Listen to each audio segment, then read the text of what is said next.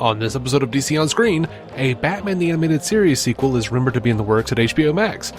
We want it to be great, but we have some reasons it might not scratch the itch you think it will.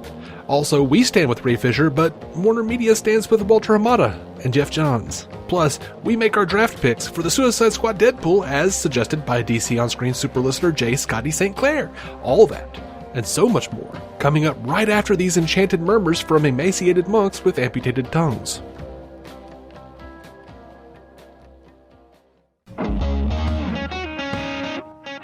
Welcome into DC On Screen episode 624. This is the podcast where we talk about the DC Comics multiverse on film and television, give honest opinions on projects upcoming and past, and believe that every version of a property is valid, even if we don't want it to be. If it's been released, it is fair game, so beware of spoilers, and welcome to the show. I'm David C. Robertson, and this, the man who once chased his great aunt with a steak knife because she wouldn't take him to Outback Steakhouse, Jason Goss. When you read Outback, it felt like you were reading off a police report. Like, it felt like you just turned the page and went, and so-and-so to Outback Steakhouse? Yeah. Like, part of your brain was expecting to be like, because she wouldn't take him to Shoney's. Outback Steakhouse. I think it's even funnier that your brain went to Shoney's. Should have been Chili's, I guess, maybe. Or... Well, Outback does have that bloomin' onion. I mean, I thought that was Chili's thing originally. Oh, I have no idea. I don't remember Chili's having that. Yeah, I liked that Chili's thing. What did they have? It's like a little skillet that came out. They had like beans, like cheesy beans in a skillet. So good. Oh my God. They would melt anything over anything and put it on iron and bring it to you. Fantastic. For a price, for sure. Yeah. Bring me some satchel of corn chips. Here's the annoying part is like even saying the word Chili's, you know, like you have the song in your head, right? Yeah. Of course. The Baby Back Ribs? Yes, of course. Song? Yes. I don't actually want to do it in case someone has escaped this fate. No. I'll spare them, but you got to give the marketing credit, man. I mean, yeah, it's been 25 years, I think, since I first heard that song. 25 years. That was, yeah. It was good marketing. And, you know, looking back, the funny part is they had all these, people performing it on the commercial as though they were part of the crew, just singing along, you know, and it had like an acapella kind of feel to it, a little bit of barbershop kind of thing going on. A little bit. And the part that cracks me up in retrospect is they had these, you know, actors pretending to be backhouse workers and servers, BOH and FOH if you're unfortunately very familiar with that terminology. And they had actors portraying the actual people doing it, and you had singers portraying the people who were acting because they probably weren't the actual actors who performed the track. And looking back, I kind of, know from my own experience, you probably could have just walked into a random fucking Chili's and found people talented enough to do that. Mm-hmm. Like, it's food service. Do you know how many people are sneaking around in food service that have like incredible artistic talent? You probably could have just wandered into done a couple auditions and pulled some out of an area and been fine. Probably. It's bothered me looking back. I still won't sing the song to save the couple of you who don't quite remember it, and bless you. Bless your hearts. Yeah. I'm not going to sing it because I don't want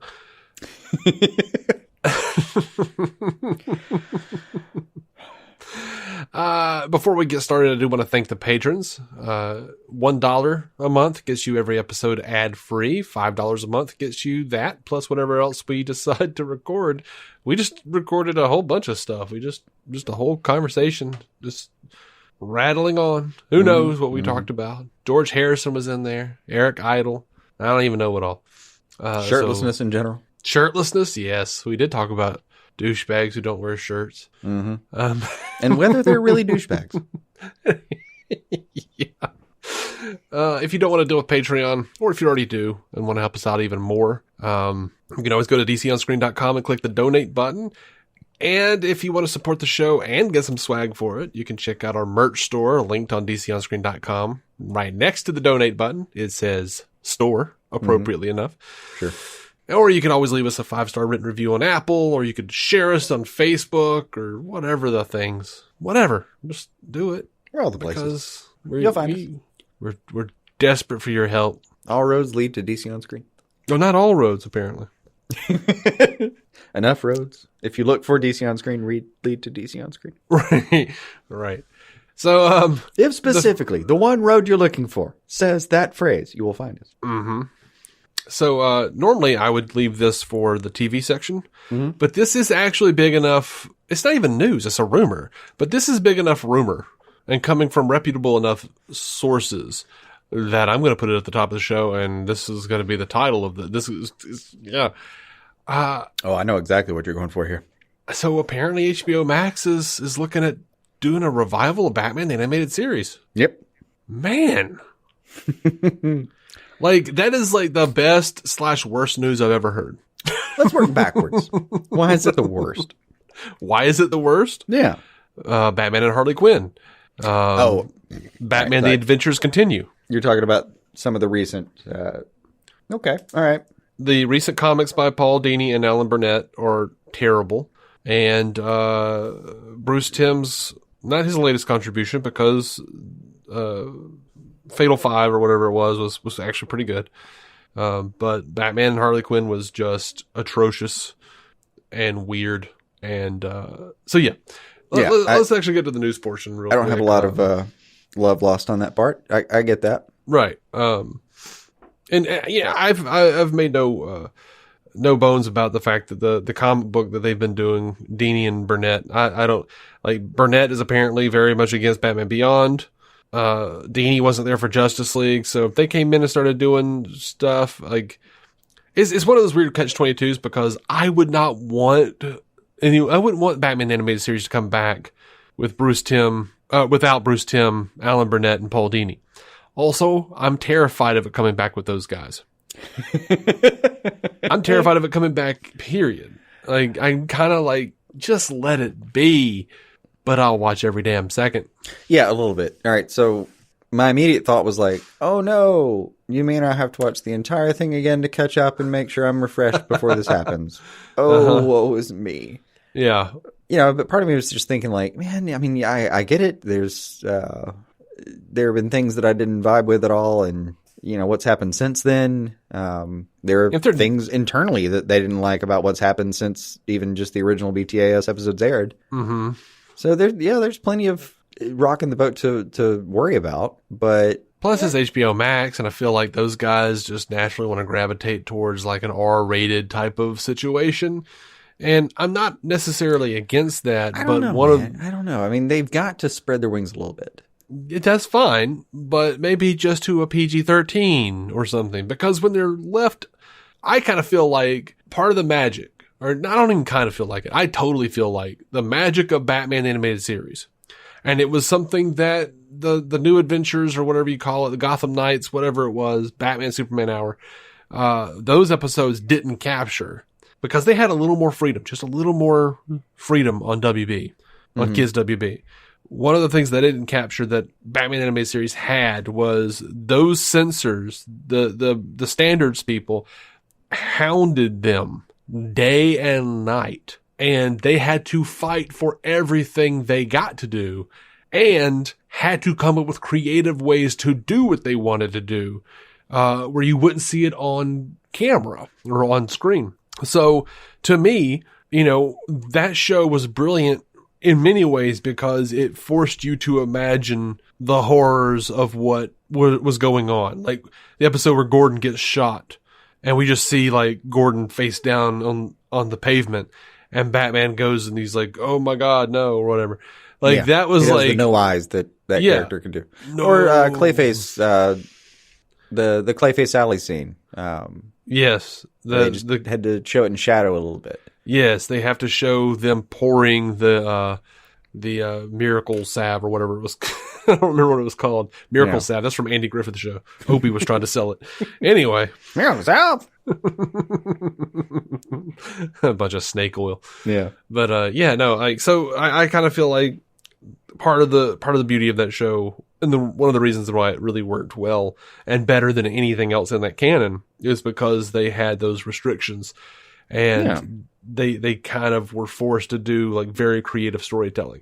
I don't foresee them doing that on HBO Max. They're going to let their freak flags fly. They're going to have tits. They're going to have, Harley Quinn strapping dudes down, like, Nightwing down or whatever. They're going to have Harley Quinn farting in people's faces. They're going to have all the weird shit. Farting.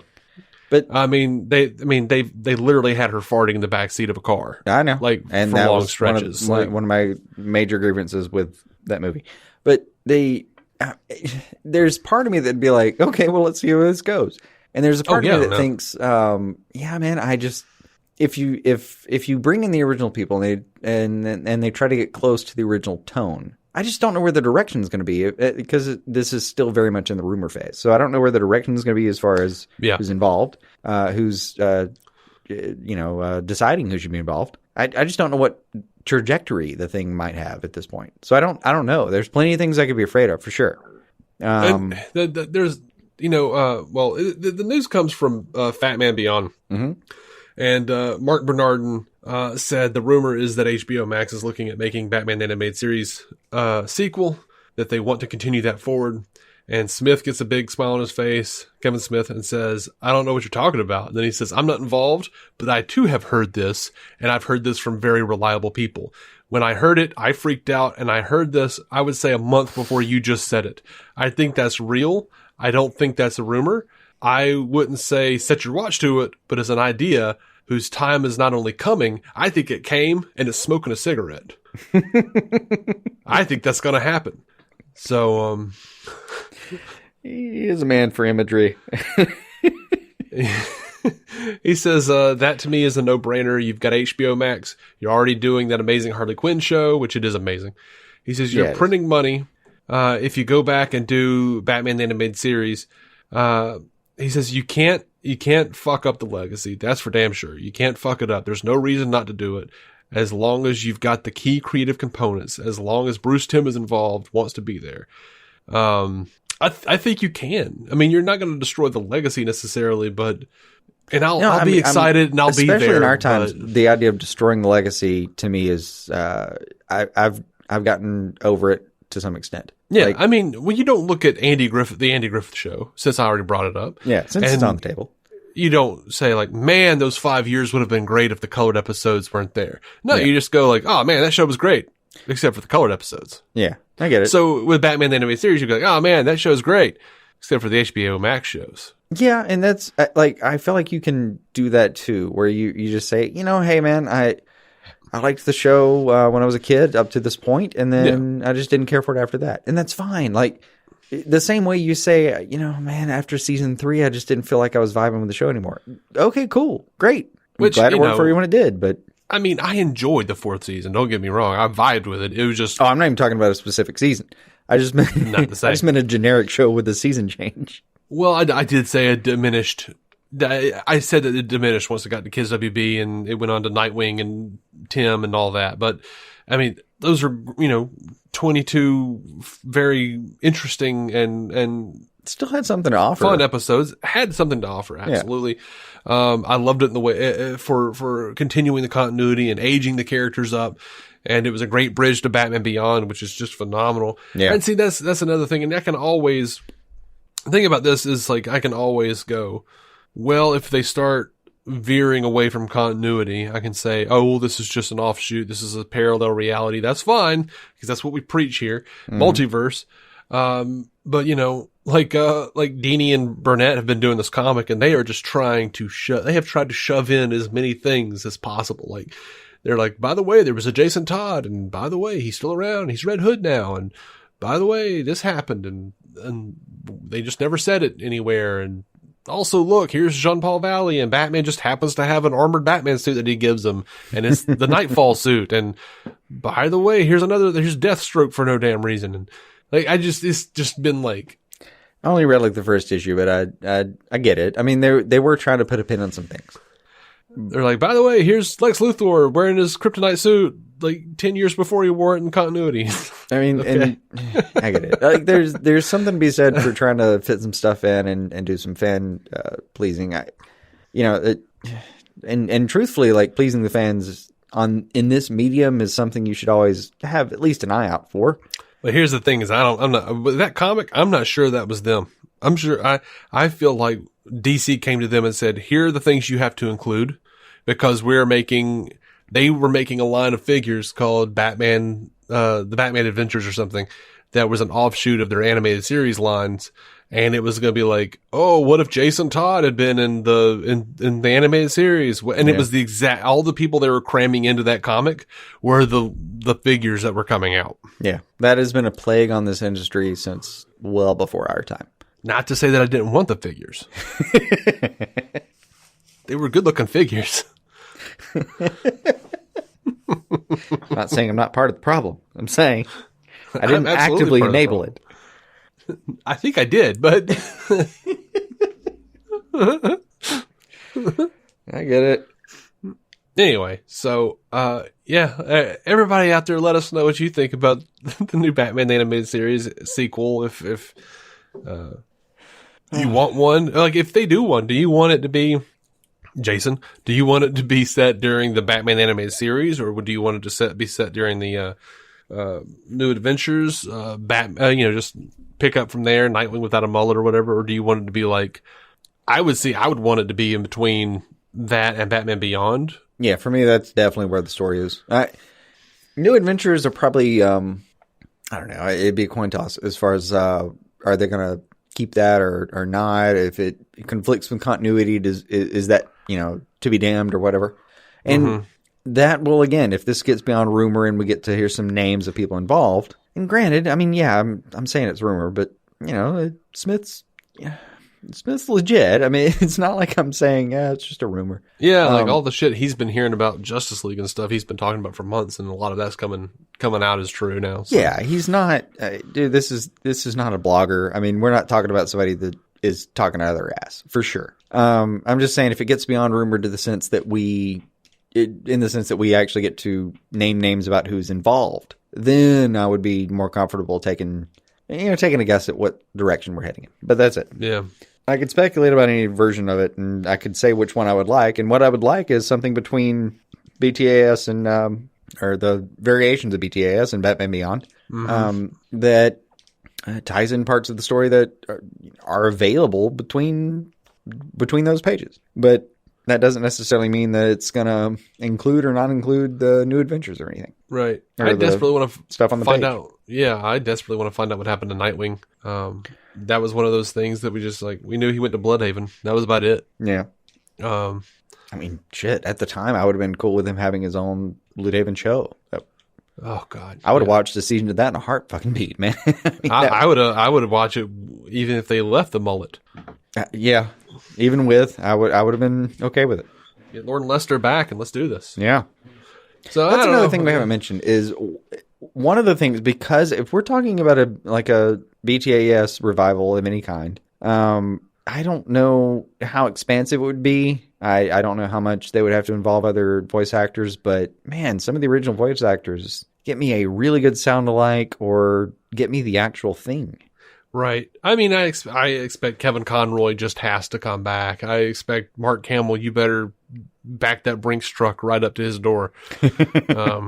And don't get me wrong, man. I think you have to give him his due and his pay, but I think he would do this for something reasonable. I don't think he would. Yeah.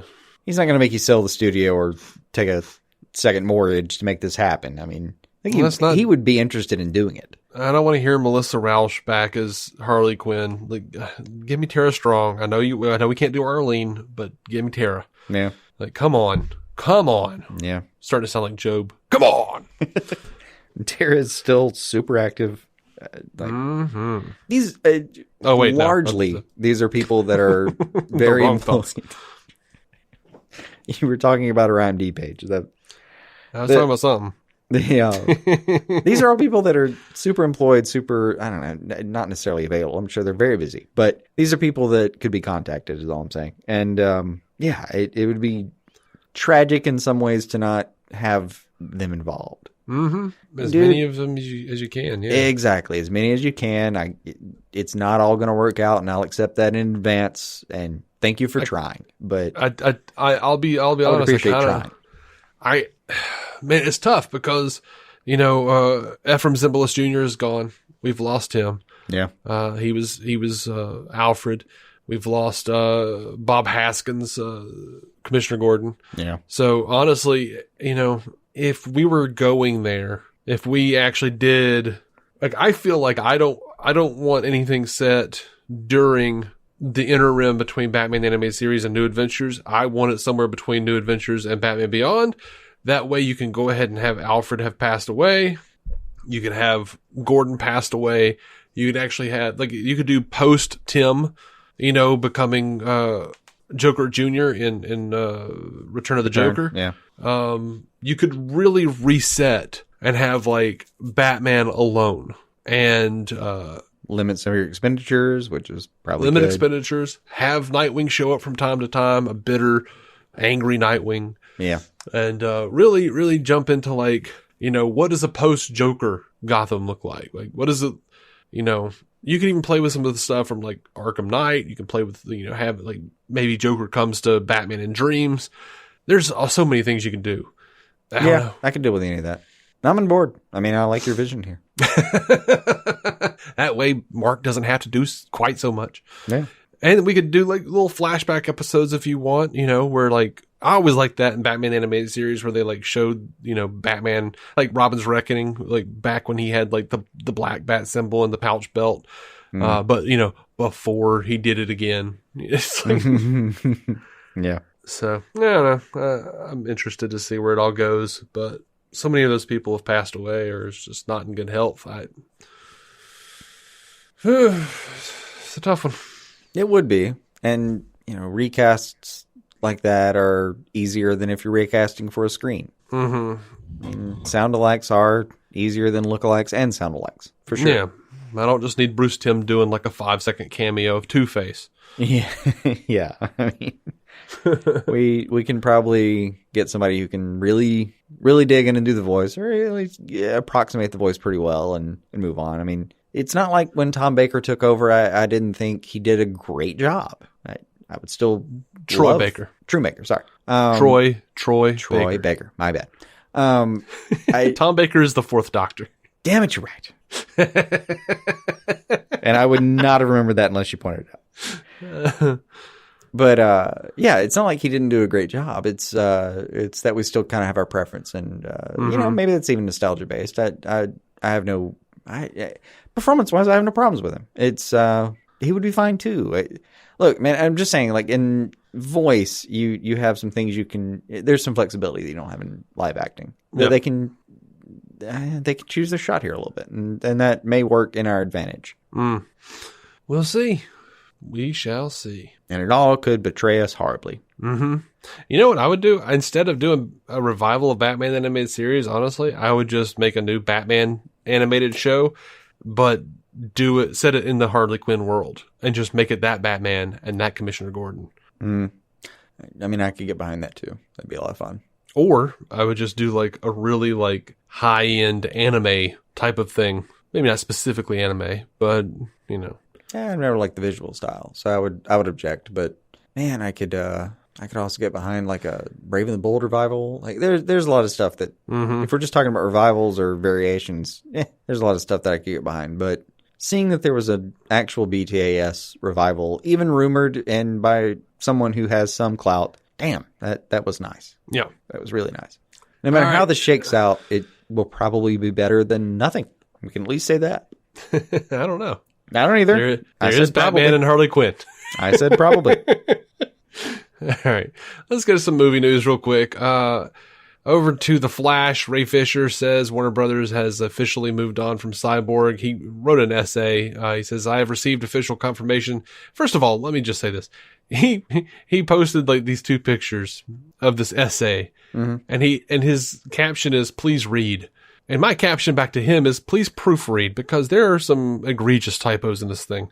And you would think that if you were sitting down, issuing something like this to the public court of opinion, which is all he really has left at this point, you would try to appear a little more professional, but okay. I'm curious now. I didn't read this. He says, I have received official confirmation that Warner Brothers Pictures has decided to remove me from the cast of The Flash. Well, as I understood it, though, he wasn't actually a part of the cast because it's gone through like down 27 variations. So I don't know. I mean, he's been in and out as far as the rumors go, and Yeah. He says, I strongly disagree with their decision, but it is one that is unsurprising. Despite the misconception, Cyborg's involvement in The Flash was much larger than a cameo, and while I do mourn the lost opportunity to bring Victor Stone back to the screen, bringing awareness to the actions of Walter Hamada will prove to be a much more important contribution to our world. On December 30th, 2020, I made it clear that I cannot, with a clear conscience, participate in any production associated with the current president of DC Films, Walter Hamada. The reasoning behind that declaration was twofold. One, Walter's purposeful attempt to undermine the Justice League investigation in order to protect his friend and former co-president Geoff Johns. Two, Walter's attempt to protect himself by contributing to the public dissemination of lies and misinformation about myself and the Justice League investigation in Warner Brothers Pictures' September 4th statement to the Wrap. Bear in mind, Walter Hamada interfering with the Justice League investigation is a completely separate issue than the investigation itself. And while Walter's behavior was not a point of focus for the investigation of the Justice League reshoots, his dangerous and enabling actions during the investigation process must be called to account. On July 7th, 2020, during a 57-minute-long phone call with Walter, I made multiple attempts to have a him escalate my claims of misconduct against Joss Whedon, Geoff Johns, and John Berg through the proper channels. Rather than escalate the situation, when initially asked, Walter disparaged Joss Whedon and John Berg in an attempt to cover for Geoff Johns. When I alerted Walter that Geoff was in fact a major contributor to the issues experienced, including blatant racism, Walter tried, but to no avail, to get me to reveal the names of witnesses and other specifics that could be used to forewarn Geoff of the claims being brought against him. Walter even went so far as to sharply dismiss certain claims of mine as untrue because of his work experience and personal relationship with Geoff. Walter indicated that he was briefed on Joss Whedon's problematic behavior well in advance of my speaking out on July 1st. That briefing likely came from Geoff Johns, with whom Walter served as co-president of DC Films. Regardless of how he was made aware, Walter knew that there was legitimacy to my claims against Joss Whedon, yet he persisted in trying to minimize and dismiss the situation, claiming that it is a producer's job to protect the director and that he was looking to move beyond anything to do with Zack Snyder's Justice League. It wasn't until I argued Walter down that he agreed to escalate my claims as asked, citing it as above his pay grade. Knowing that he had overstepped and that I had no intention of backing down, Walter made matters worse by making a tastelessly self-aware joke about not wanting me to put him on Twitter about this. Well, here we are. I did read that part, and I loved the phrase tastelessly self-aware. Mm-hmm. I did too. That's gorgeous. Despite Walter's best efforts, the Justice League investigation was able to expose the racist, coercive, discriminatory, and retaliatory behavior of Geoff Johns during his tenure with Warner Media's affiliates. It has also led to the more immediate parting of ways between Warner Media and Joss Whedon. While it may be legally and financially safer to quietly phase Geoff Johns out or to let Joss Whedon exit of his own accord, I share neither of those responsibilities. My responsibilities are and have been, 1, to try to protect those that were brave enough to lend their voice to the Justice League investigation, and 2, to use what little power I possess to ensure that the workplace behavior exhibited during the Justice League reshoots and its investigation never happens again. No one in any profession should have to argue with their employer for their claims of abuse, racism, and discrimination to be taken up the proper chain of command, and no one in any position of leadership should attempt to dissuade those wishing to report such claims from doing so. Walter's actions have transformed this narrative from an investigation of on-set misconduct in 2017 to the examination of the present-day cover-up culture of Hollywood. His contribution to Warner Brothers Pictures' September 4th statement to the Wrap was false, cowardly, and reckless. I maintain that Walter Hamada is unfit for a position of leadership, and I am willing, at any point, to submit to a polygraph test to support my claims against him. I don't know how many instances of workplace abuse Walter has attempted to cover up in the past, but hopefully the Justice League investigation will be the last. And if the end of my time as Cyborg is the cost for helping to bring awareness and accountability to Walter Hamada's actions, I'll pay it gladly. Onward, gratefully, Ray. Man.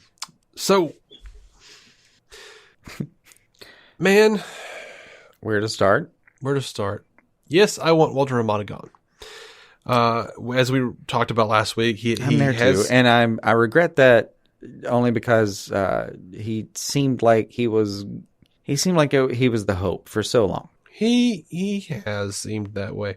I've heard from sources. Of course, this was before the contract extension that AT&T was unhappy with Hamada, that they were looking to get rid of him, and they weren't happy with how he's handled this. They weren't happy with the amount of money Shazam made. They weren't happy with whether or not it was a hit or not, or made enough money or not. We had somebody write into us somewhere along the line this week and tell me that I was wrong about that. And I'm like, no, it didn't make as much money as they wanted it to, which, Warner Brothers thinks that everything has to be $1 billion. It doesn't have to be $1 billion, but it doesn't, but that's what they want. And, yeah, it's what anybody wants. I mean, and you should want it. I get the that. Birds of Prey definitely didn't make nearly as much as it should have. Yeah. And, they were unhappy with the fact that he sold off, part of the responsibility of Joker because it made so much money. He wasn't a fan of that. Sure. So the thing is, though, is like last week threw profit down a well as a result of that decision. So last week we were talking about how he was, his contract was extended to 2023. This is only 2 years. That is not, it's not exactly, what I would call a vote of confidence. But no, I mean it's 2 years. It's not. Yeah. You're not digging a foxhole with this person, but you're also not cutting ties right now. You've got some middle ground. And also a contract extension like that, you can kind of do a thing where you extend the contract and play with the payout amount. Right. Or rewrite the contract so you can get rid of them. Yeah, I mean, you effectively just write it so that it's like, yeah, we're going to extend your contract for this amount, and if for any reason it gets terminated due to whatever, this is the new payout amount, and for whatever reasons that are involved, you can negotiate that how you're able. Yeah. But honestly, I've seen with a bunch of college coaches and NFL coaches, like I see this pretty consistently in football in general. Mm-hmm. Any other sport, I just don't pay as much attention anymore. But yeah, sometimes you extend the contract a little bit, and then you just the coach loses the first 4 games, and you're like, well, we talked about it, we gave you a shot, and get the fuck out. It was fun. We gave, we all thought maybe this is how it'd go, and here's $250 million. Get the fuck out of here. We're gonna erase all your emails. Somebody's already painting over your sign in the parking lot, by the way. Mm-hmm. You should probably remove that car before we get it towed. Just saying. You got about 25 minutes on average. If you weren't tipped off by your sign being pulled off of your door. We did give you a voucher for a bagel on the way out. And if you make it in time, the parking is validated. Here's a $10 gift card for Krispy Kreme. So Warner Brothers released a statement via Deadline. In-N-Out fries. All right, go ahead. Warner Brothers via Deadline says, as has been previously stated, an extensive investigation was conducted by an outside law firm led by a former federal judge who has assured Warner Media that there was no impediments to the investigation. Last summer, Mr. Fisher was offered the opportunity to reprise his role as Cyborg in The Flash. Given his statement that he will not participate in any films associated with Mr. Hamada, our production is now moving on. Warner Brothers remains in business with Geoff Johns, who continues to produce Stargirl, Batwoman, Doom Patrol, Superman and Lois, and Titans for the studio, among other projects. Then Ann Sarnoff, chair and CEO of Warner Media Studios and Networks Group, said, I believe in Walter Hamada and that he did not impede or interfere in the investigation. Furthermore, I have full confidence in the investigation's process and findings. Walter is a well-respected leader, known by his colleagues, peers, and me as a man of great character and integrity. As I said in Walter's recent deal extension announcement, I'm excited about where he's taking DC Films and looking forward to working with him and the rest of the team to build out the DC multiverse. All right. So then Ray releases this phone call with an investigator on Twitter, or at least a portion of it. Let's listen to that right now. I know that this is a very time-consuming process, and I know this has not been an easy one by any means. And if ever there were any points in time where I seemed defensive or please. Ray, you've been a gentleman. You've been a gentleman, and I'll say you've been a man of your word. And that is what we have reported to the company, which is that you told us you would give us names. You gave us names. You told us you would meet with us on a particular day at a particular time. You never tried to reschedule it. You met us. You even gave us information after that. You've been a man of your word. You are someone that we have found extremely credible. And the fact that you risked so much is part of what lends itself to your credibility. But just also, the facts speak for themselves. All right. Now, I'm not saying he is, or that it was, but I could see someone saying, that sounded really rehearsed. Did you get that feeling? No. Just listening to it, I'm like, what credibility does this establish? There's no proof that this wasn't manufactured. Well, if we go full spectrum with it, like, where did the recording come from? What, right. Bona fides do we have that was anyone relevant on the other side of the phone and all that? Yeah, absolutely. And, I'm not saying I don't believe I don't doubt Fisher's acting, and I don't know who that would be on the other side, but I'm sure he could find someone who would do it if that was the goal.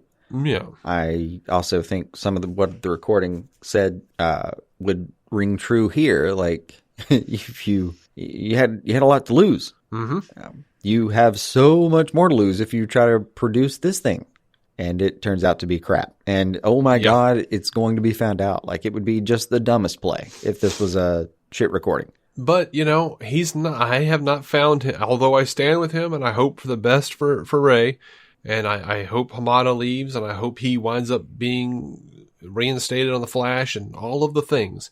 I don't feel like he has played this as well as he could have. I feel like at times he has been emotional, overly emotional, and said shit that he was hearsay for him, things that he didn't experience. Yeah, there are moments. It wasn't flawless. But we've also seen a snippet of what's happened behind the scenes. And, I have to assume for things to have gotten as far as they did, that behind the scenes he actually did a really good job handling it. Yeah, but, it's if he'd not been a every complete time. shit show by now, they would have buried him. Yeah, he just needs to be more careful because, like, he's saying he didn't step down, but he did. He said he's not going to be in anything that has anything to do with Walter Hamada. That's stepping down. Well, no, that's stepping down if you assume Hamada's integral, and not necessarily stepping down if you assume that Hamada's just another piece. Like, I could play that either way. Schrodinger step down? Yeah. I mean, if Hamada's as expendable as you, then you're not stepping down from the project, which is greater than you and he. Yeah. So you can play that either way. I'm good with it. I guess I feel like you could play it either way, but I feel like he is being a little reckless right now. Oh, I mean, he could be, but he also, I'm a little bit betting on the fact that behind the scenes, there's something going on. I'm not trying to be speculative here. I'm just saying that, like, for it to have gotten as far as it has in the public sphere, and for as much as we know to have actually, been shown to be true in some ways, to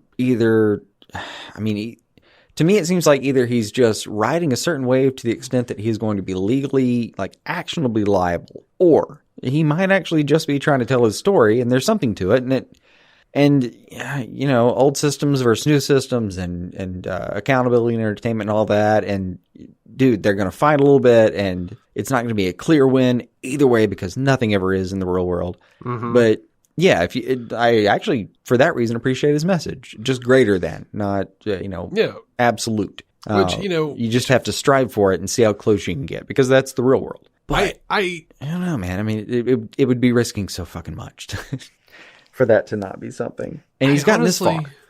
He's gotten this far. And I honestly don't quite understand Warner Brothers' play either, because I kind of feel like, dude, if you do look at everything I mentioned before about Shazam, Birds of Prey, and Joker, now with this Ray Fisher stuff, if I'm Warner Media, I'm going, dude, let's cut ties with that. Let's just move beyond that, because this narrative is not going to go away. And now what they've done is they've literally made it an ethical dilemma for fans to go see The Flash. Yeah, no. I mean, I don't completely agree with that. I mean, I'm watching my timeline spiral down this rabbit hole of, like, well, now I can't go watch the Ben Affleck and Michael Keaton run around with Ezra Miller because I mean, I get it. Ray Fisher and I get it, and there's definitely a train of thought that can go that way, and I feel like I understand it, but I'm open to hearing, what I'm not seeing here. But I do completely get it, but it's also you do have to be able to remove and separate to some extent. The system has a lot. The system has a lot to be changed. It's nothing we didn't know before to some extent, and there are a lot of pieces in place that may be changing that system. Anything that even theoretically had something involved that was unethical. At this point, the Flash movie may be made, and it never, if you knew nothing about it behind the scenes, might watch it and think, well, that movie makes sense entirely, and not realize anything's missing. And for you, that's not even an ethical dilemma to consider. But if you know the behind the scenes, you have these considerations. But it's real touchy there. There's a ton to consider. But we're also making some progress. And it's progress in a system that traditionally doesn't show a lot of good progress. And there's some serious bad steps happening right now, but there's still something to hope for. Right. And I don't think that's worth forgetting either. It's not perfect for sure. Yeah, I am not in any way saying we shouldn't go see The Flash. I will absolutely watch it on HBOmax with everyone else. Yeah. In 2027. Now, it's frustrating though, because I am seeing a lot of people go down this rabbit hole of wondering whether or not they can actually legitimately support this movie. But, the other thing to consider is that this movie is being made by a bunch of people who have nothing to do with any of this either. Muschietti, it has nothing to do with this really, from what I understand. And, you still want to support Ezra. If unless you think he actually did choke that lady, and I can't get into that because who knows? No charges filed. That's all I'll say. No police called, no charges filed. I don't want to quite go no comment, but I'll tell you that was a very confusing piece of footage, and shit. I'm not sure what to do with it, but I'm not quite ready to just, condemn him. I'm not ready to condemn him. The footage is, we've had people bring it up as they weren't going to watch it, so that's fine. But because of that footage, but it's I get it. We said at the time, I really want more information about that, and it has never. I've never seen it. Well, we did get more information, and that information was just the people who posted it said that the cops came, or that the bar dragged him. People at the bar dragged him outside and waited. And he stood there waiting in the snow with no shoes on, waiting for the cops to come. I just don't think we got anything past that. But the cops never came. When the reports called the cops said there were no charges filed, no police were called. We didn't even know about this. Yeah. There's no context to the video except for a woman is laughing as he appears to throttle her, and then people start yelling in the background and makes it seem like something bad now is suddenly happening. I don't know what to do with any of that. Yeah, I don't either. I mean, in the small bit I saw, I was like, yeah, that could have gone real bad, and that could have been not. I don't know. Yeah, so I don't know. And I would normally err on the could be bad side of it, but I really don't know. It was such a weird situation. Yeah, and I've been in enough bars and around enough drunk people to know, with impaired judgment, people do all sorts of stupid shit thinking they're just playing around. Oh, yeah.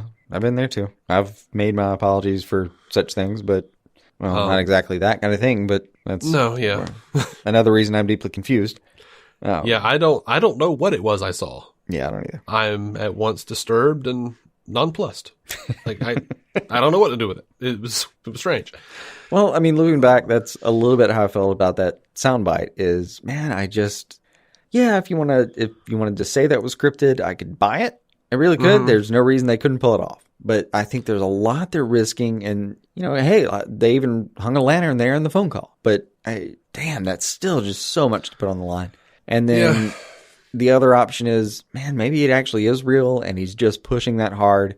And the old engines that have kept turning that whole system this whole time that WB's now driving are just having trouble figuring out how to course correct, effectively. And in a new era with new rules and new ways to engage, they're just dealing with guerrilla warfare, man, and they have no idea what to do.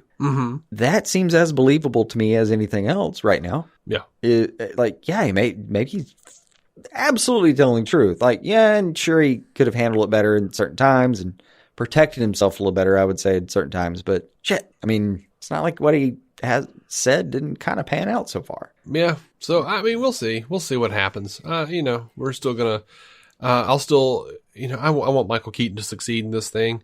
I want more Michael Keaton Batman. That's a wish from my own childhood, sure. I want more Ben Affleck Batman. Yes. There are tons of people who are working on this thing.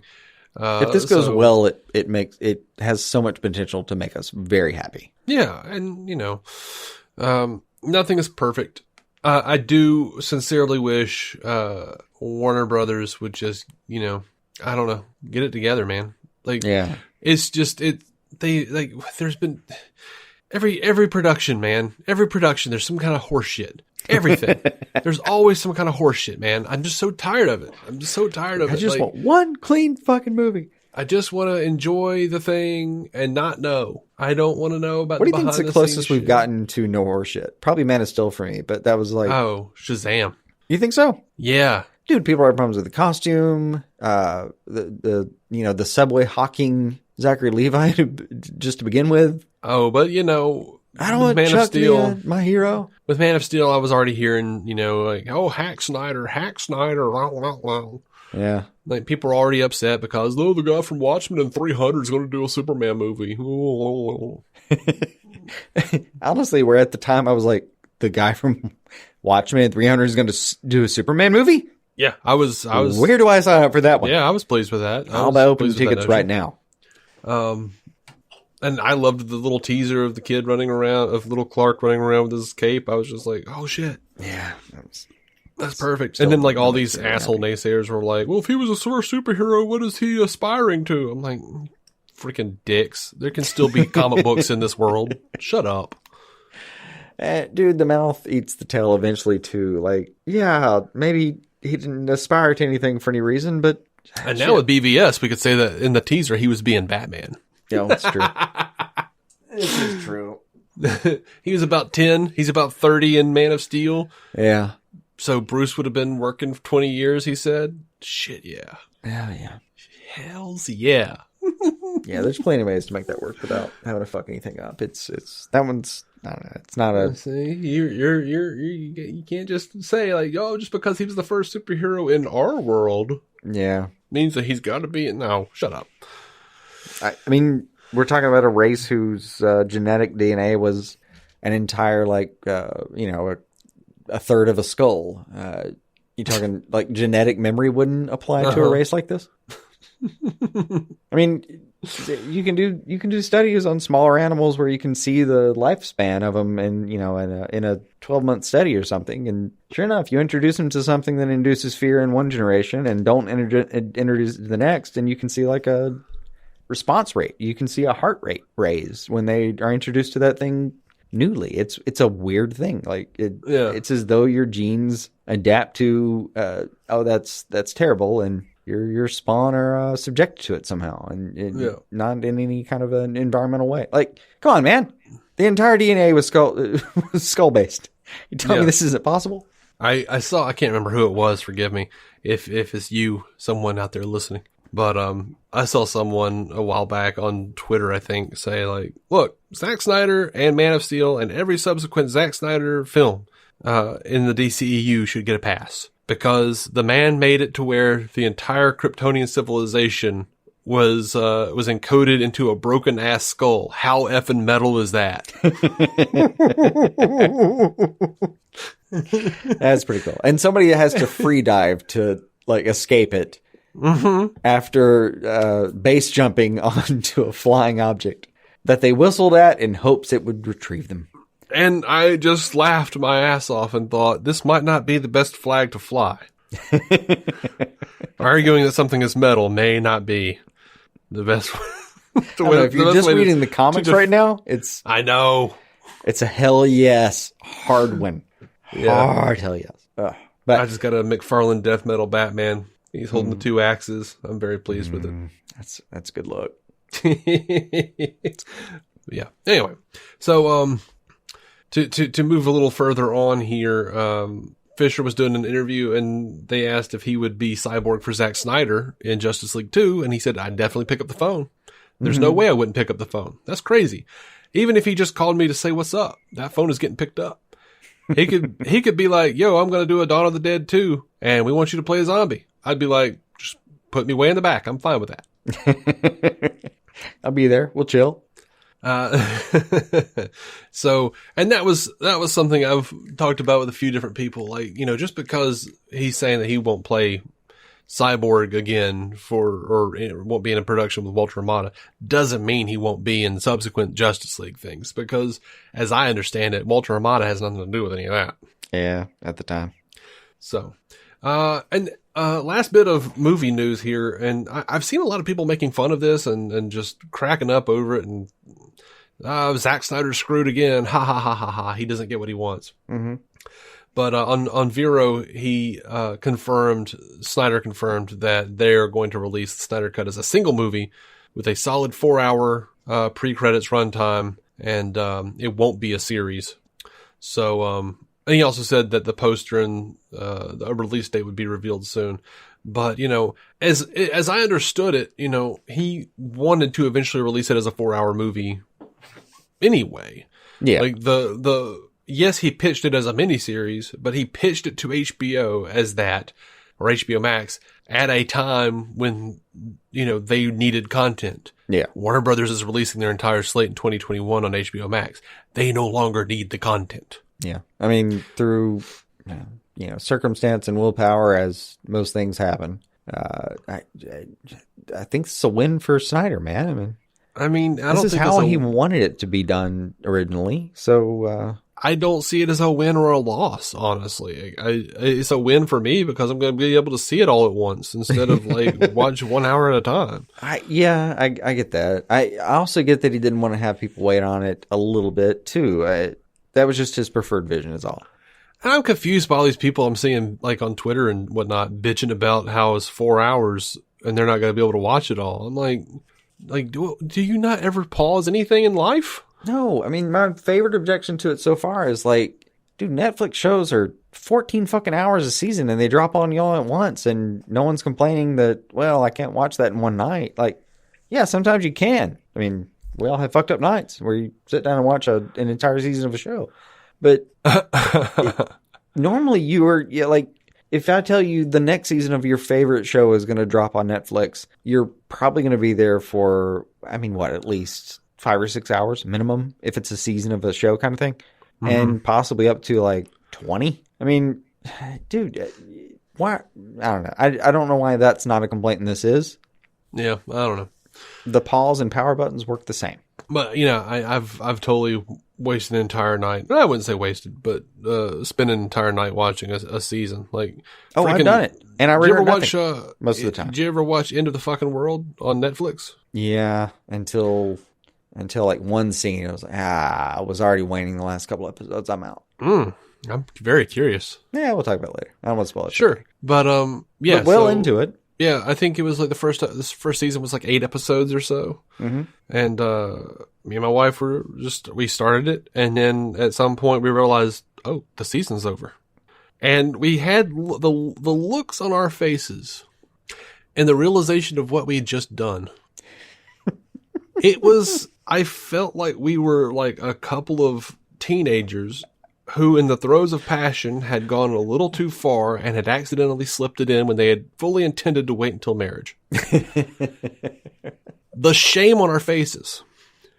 I was thinking more the looking back and realizing that the pie is gone. Oh no. Eaten. Now it did suck because we had no confirmation. Tense. We had absolutely no confirmation that it would get a second season. And that's actually worse. That does turn the screw a little bit more. Yeah. Because you're like, oh, no, I didn't even stop to savor this. It's just over now. Which it did have a second season, and I enjoyed it. I liked it. I thought it was interesting. But everything had consequences. Yeah, I get the instinct, though. Everything was, I thought it was a good show. I'm very interested to see what your issues are. Yeah. But anyway, let's hit a break real quick, and then we'll come back and do a little TV news and get the hell out of here.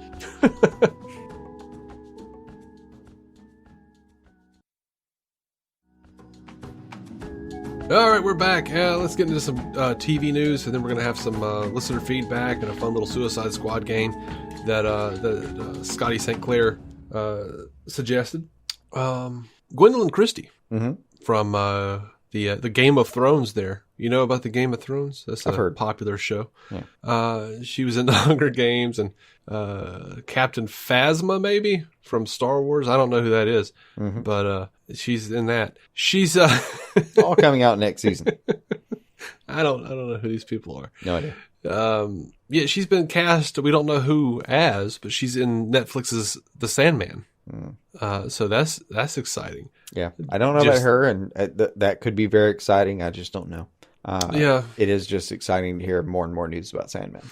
It is, and I didn't even realize I'd missed the news somewhere along the way that Tom Sturridge had been cast as Morpheus, as Dream. And I don't know that guy, but based on the pictures, I'm like, damn, dude, you look like freaking Morpheus. Okay. I mean, if Neil's okay with it, I'm down. Cool. Yeah. And this Gwendoline Christie has actually worked on with Gaiman on a radio adaptation of The Sleeper and The Spindle. So, yeah, woo. I don't know if I've heard those, but I'm going to put them on the Audible book list and see if I see if they show up. Sure.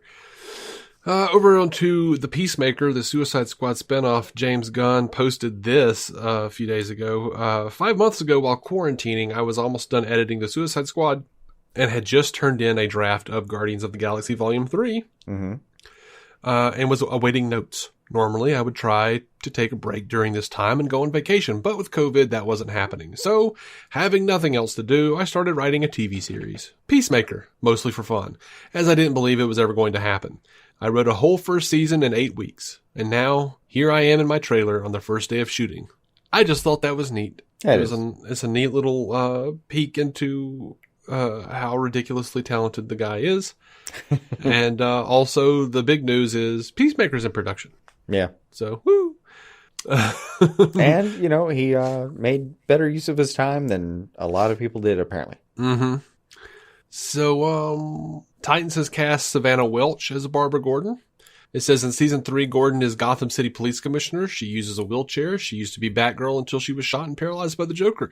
She has a combative relationship with Bruce Wayne. Her life gets more complicated when Dick returns to Gotham, rekindling their old romance and starting a new crime-fighting partnership. She is known for being in the History Channel's military drama 6, where she played a Marine who suffered an amputation in combat. She actually suffered an actual amputation in real life. In 2016, she was hit by a car, and she was already, acting, and she's a musician. I dig the casting as far as looks are concerned. She's a pretty girl, she looks like an Alan Davis drawing, which is interesting. I'm down. I liked everyone in Boyhood. She was in that movie, and I don't remember her specifically, but I liked everyone in the movie. So nice. We're good here. Yeah. I like the character announcement in general, but the picking that part in the timeline, fantastic. That'll do really well in that universe. I'm kind of excited for it. And I think one of the reason I point out that she looks like an Alan Davis drawing, that has meaning to me for some weird reason. I know what the reason is. One of the first comics I owned that had Barbara Gordon as Batgirl in it, because by the time I got of age enough to have a comic book, she was already, Oracle. And I'm a huge Batgirl fan. I love Batgirl from the old 66 series, and I had not had a chance to get around to comic book shops or pick up reprints or anything like that. But the first comic I owned with Barbara Gordon as Batgirl was Justice League The Nail, drawn by Alan Davis. Oh, gotcha. So, she was only in it for a short period of time, right before Joker used those gauntlets to pick her up off the ground and crush her right before Batman's eyes, along with Robin. But it was fun to see her for a second. Some flaying involved too, but I mean, there may have been. It was a bad day. It was a bad day. He used the gauntlets to make Bruce's eyes remain open. Yeah. That was a rough time. It was not the Bat family's best moment. So the Batwoman and Superman and Lois crossover is officially canceled. COVID. Yeah. Look, man, schedules are hard enough right now. Crossovers were just a victim of the circumstances. The Flash has cast Shadowhunters star John Core as Mark Stevens / Chillblaine as a recurring role in the upcoming season. So that's weird and sounds lame. And I don't know the actor, but Chillblaine is lame. You literally laughed when you said the word. Yeah, I mean, and he'll have his own cold weapons and the whole thing. I'm sure, and I'm a little bit okay with that. I don't know, man. There's only so many things you can come up with, like in the realm of physics, to compete with speed. Just the idea of speed. I know. Here's the character description. Scientist Mark Stevens is a charismatic bad boy, obsessed with cryogenic technology. You don't hear that very often. But when he's not breaking into... a good thing. We'll see. Yeah. But when he's not breaking into corporate safes, he's busy breaking hearts with his irresistible charm and roguish style. Okay, that sounds terrible. Armed with his own cold weapons, he'll become a new thorn in the side of Team Flash as the DC Comics villain, Chillblaine. That actively sounds that's a bad description. It is. Sorry. It is. I would love to hear if anyone has an alternative reading of that. I just can't imagine it right this second. Yeah. Yeah. All right, let's get to some listener feedback here. All right. Our buddy Scott from DC Film Squadcast. He heard me recommend to you 17 again. And he said, I own 17 again on Blu-ray. He owns everything on Blu-ray. He does. I was going to say that, but he's his own Scott Buster. You beat me to it. We'll give him a little blue ticket broken logo. But it is a good movie. Yeah. I'm sure you're right. I don't know. That might be a good point, Scott. You might need to come up with a different a different way to recommend something. No, I respect the accomplishment, but but damn. Yeah. No, I've seen his wall. It's a passionate man. My wall puts most people's to shame. His wall dwarfs mine. That is quite something. Giuseppe Vicaretti, good old Juice, says, question, how will you guys plan on watching Justice League? I plan on sitting through the full 4 hours, but I might end up watching it in 1 hour increments.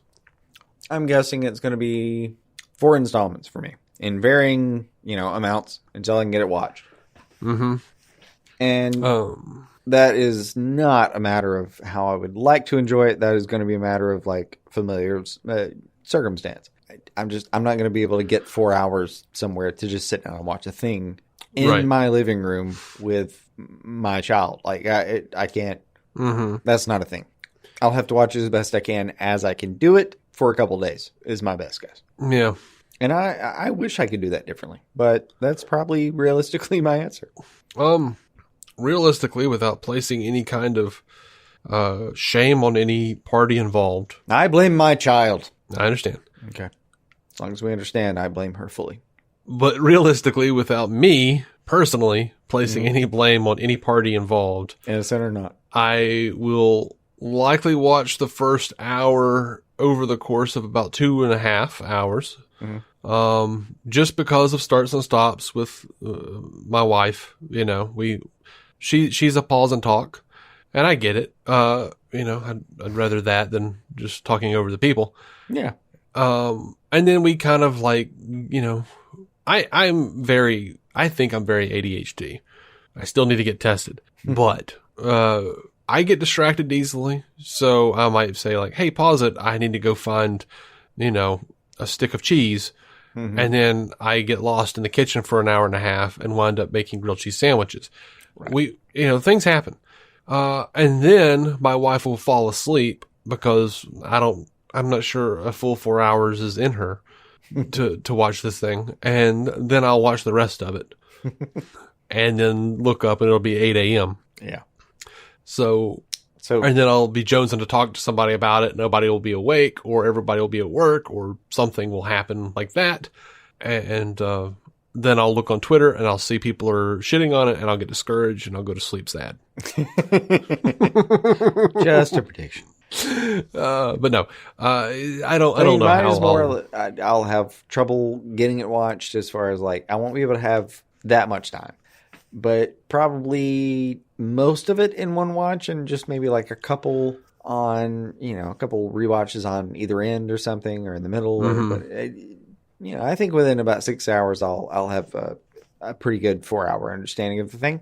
Yeah. Now, I mean, I would gladly just try to. 4 hours is going to be tough, man. It's just going to be tough. It's going to be tough for me to like get situated. It's going to be tough for me to like, I'll be really glad to be able to pause it so I can go piss. Yeah. And probably, if I'm being honest, shit a few times. I remember bitching about, because it was the theater experience, like 3-hour movies, Endgame even. I was like, man, dude, I would not argue with an intermission. And it was a rumored thing for a second. And I thought, I'm rooting for you. Like, I would like to have 10 minutes in the middle of all that to like go buy some more popcorn if I wanted to, or just go take a piss, whatever. Man, that is a chunk of time. And I want to go back and do a theatrical rewatch and just to really like soak it in, and so I'll see the differences. Yeah, I'm not, I'll tell you, my only goal as far as how I'm going to actually view it is going to be, I'm not trying to stretch this out over some days. Like, if it's available all at once, it's going to be everything I can do, every string I can pull to sit down and watch it fully in one viewing. And then, I'll go back for it, I'm sure, several times. Yeah. But just to consume it firsthand the first time, I'm going to, I'm going to do everything I can as early as I can. Yep. That's roughly what I'm talking about. If that's 4 hours with 2 piss breaks, awesome. Yeah. My stomach does a thing where like I don't have to shit for days sometimes, but as soon as I really want to do something, that's when I've got to shit like 15 times in an hour. Like I just can't get anything done. I'm just like, I think it's a nervous thing. I don't know. It could be, actually. Yeah. It is. It's like a weird anxiety thing. I was like, I've been waiting for Justice League for so long. Oh, I got to shit so bad. Yeah, I get it. I get it. Steven Podcaster over on Twitter says, what do you think of the rumors that Henry Cavill's Superman will appear in the Flash movie? I think it's a no-brainer, to be honest. But what about you? And what do you think of his future? I don't feel as fans we should have to campaign for his return as we are. I don't. The guy's busy doing The Witcher. I don't think the campaigning is necessarily required. I mean, maybe. It's I don't know. Useful. It apparently it's useful. Something that sure. they're paying attention to. So for sure, it's useful. But hell, if we were really, instead of campaigning for Henry Cavill, how about campaigning for Ray and getting Walter Hamada out? Everybody's that upset. Unless. We can't just let's stop being so scatterbrained in what we're campaigning for. Like Ray's over here drowning, and we're over here screaming out Henry Cavill. That's the thing, though. You can't pick what everyone's focusing on. I know. Just won't work that way. If Cavill's in Flash, that's fine. At this point, I've heard rumors that freaking DeVito is going to be the Penguin in the Flash, and I didn't even like him in Batman Returns, so I got nothing for that. If DeVito shows up as the Penguin in some form or fashion, that's fine, I guess. Like I said, I wasn't a huge fan, but at a certain point, I'm kind of feeling like, when is this going to be a Flash movie? Because so far, it just seems like it's like Batman, and, you hear possibly Wonder Woman, possibly Aquaman, possibly Henry Cavill, possibly everybody. That's part of the problem is it could be everybody. It could be, man. And if it is, it's not gonna. You're gonna have like the Civil War problem where they're like, it wasn't a Captain America movie. It was well, no, it was Avengers, like whatever it was, 2.5 or whatever the hell. Yeah. I don't remember where they were. Yeah. I never thought I'd say this, but here we are. Too many damn Avenger movies. I can't keep them straight. I mean, it was 1, 2, 3, and 4 so far. Nope, too many. Too many. My brain can't handle it. I mean, every other one at least has an identifiable number there, so that system works in general. Okay, I'm overstating the problem, but that's fine. But I do get the sentiment of it for sure. I'll watch it. I mean, I'm sure. Let's have Cavill. I'm one of those people who I don't care about there being a Superman sequel. Like, if they make it, if they come up with a reason or a way, you know. And here's the thing: if they say, okay, we're going to make Man of Steel 2, that's what everybody wants to call it. Even though Man of Steel 2 was Superman, Batman v Superman. I mean, if they're doing a proper, solo movie with Henry Cavill, then everybody's going to start crying that Zack Snyder's not directing it. There is no absolute win for sure. No, even if Zack Snyder was like, I have no interest in doing Man of Steel 2. Like, that was never part of my 5 or whatever, and I can say that because he said it. 5 or however many movies plan. Yeah. Even if he says it wasn't my plan, I don't want to do that, but they're going to be bitching that he's not doing it.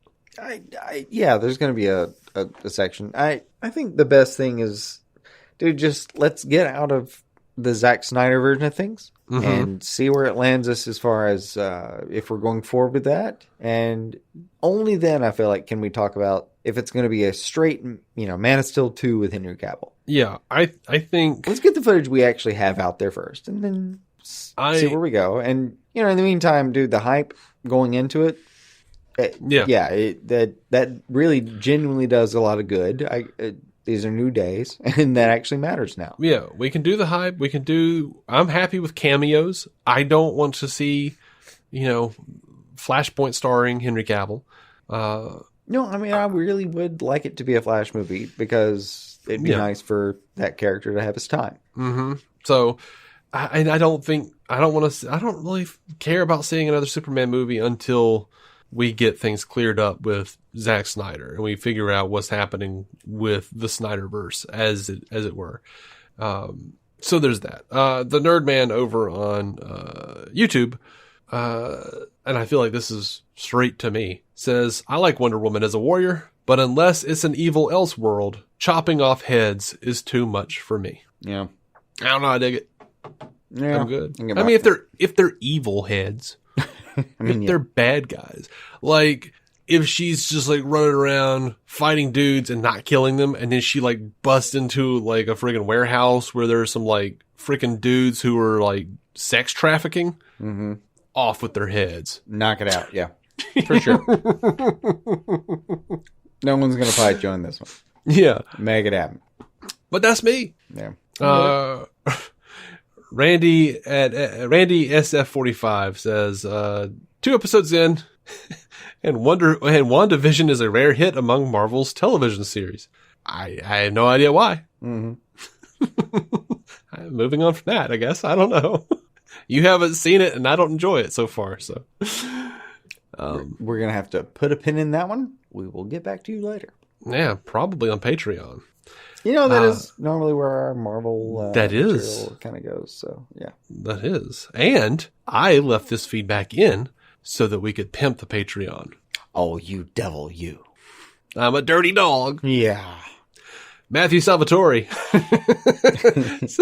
says, what would your dream plot for Aquaman 2 and Wonder Woman 3 be? How do you want the stories to go? Without Walter Hamada. Without Geoff Johns. Go forth. I don't care enough about Aquaman to care. I don't have a dream plot.